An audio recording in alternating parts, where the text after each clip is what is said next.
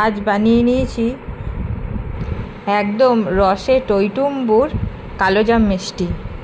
তো দেখা যাক কিভাবে বাড়িতে সহজেই বানিয়ে নেওয়া যায় কালোজাম মিষ্টি। প্রথমে জল ঝরানো ছানা নিয়ে নিতে হবে। ছানাটা যেন ভালোভাবে জল ঝরে যায়। এবার আস্তে আস্তে ওর মধ্যে দিয়ে দেবো 2 চামচ পরিমাণ গুঁড়ো চিনি। তারপরে দিয়ে দেবো 2 চামচ পরিমাণে ময়দা। তারপর দিয়ে দেবো অল্প একটু বেকিং সোডা আর দিয়ে দেবো 2 চামচ পরিমাণে সুজি। এবার সবগুলোকে একসঙ্গে ভালোভাবে মেখে নিতে হবে। এরপরে ওর মধ্যে দিয়ে দেবো কিছুটা পরিমাণে খোয়া ক্ষীর। খোয়া ক্ষীরটাকে ভালোভাবে হাতের সাহায্যে ভেঙে গুঁড়িয়ে নিতে হবে। এবার হাতের তালু দিয়ে ভালোভাবে ডলে ডলে মেখে নিতে হবে। যতক্ষণ না থালা থেকে মণ্ডটা ভালোভাবে উঠে আসে ততক্ষণ পর্যন্ত হাতের তালু দিয়ে ডলে ডলে মেখে নিতে হবে। যত মসৃণভাবে মাখা হবে মিষ্টি তত সুন্দর হবে।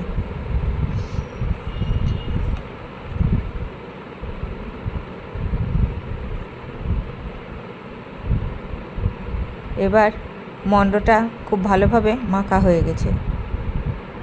এবার গোল গোল করে সাইজ করে বলগুলো পাকিয়ে নেব। যে যেমন সাইজের মিষ্টি খাবে সে সেরকমভাবেই মিষ্টি বানিয়ে নেবে। ভালোভাবে দেখে নিতে হবে যে মিষ্টির গাগুলো ফেটে যাচ্ছে কিনা। যদি মিষ্টির গাগুলো না ফাটে তার মানে জানতে হবে যে ছানা মাখাটা একদম পারফেক্ট হয়েছে। দেখো আমার বল কিন্তু একটুও ফেটে যাচ্ছে না।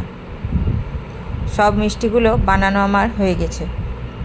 এবার বানিয়ে নেব চিনির শিরা।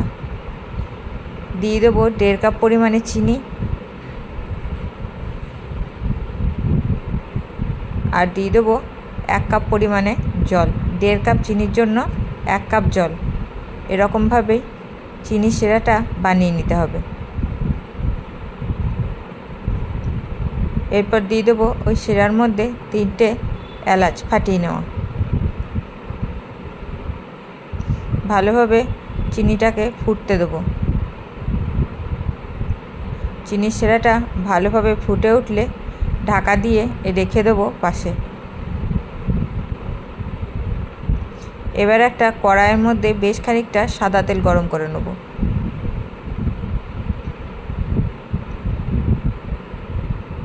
সাদা তেলটা খুব বেশি গরম করব না, লো টু মিডিয়াম হিটেই রাখব, না তো বলগুলো দেওয়ার সঙ্গে সঙ্গে কালো হয়ে পুড়ে যাবে। এবার আস্তে আস্তে এক এক করে ছানার বলগুলো তেলের মধ্যে দিয়ে দেবো। খুব বেশি পরিমাণ দিলে হবে না, কারণ তেলে যখনই জিনিসটা ভাজা হবে তখনই সেটার সাইজ আস্তে আস্তে বেড়ে যাবে। তার জন্য অল্প অল্প করে ব্যাচ ওয়াইজ ভাজতে হবে। দেখো আমার মিষ্টিগুলো ভাজার সঙ্গে সঙ্গে কত সুন্দর বড় বড় হয়ে ফুলে উঠেছে। ভাজা কমপ্লিট। এরকম করে লালচে লালচে করে ভেজে নিয়ে একটা জায়গায় তুলে রেখে দেবো।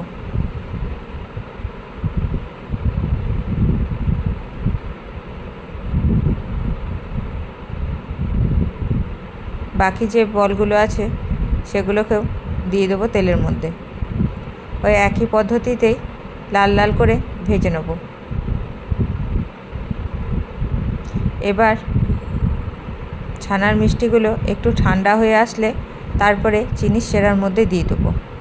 তারপর 2 ঘন্টা রেখে দিলেই তৈরি হয়ে গেল আমাদের বাড়িতেই বানানো কালোজাম মিষ্টি।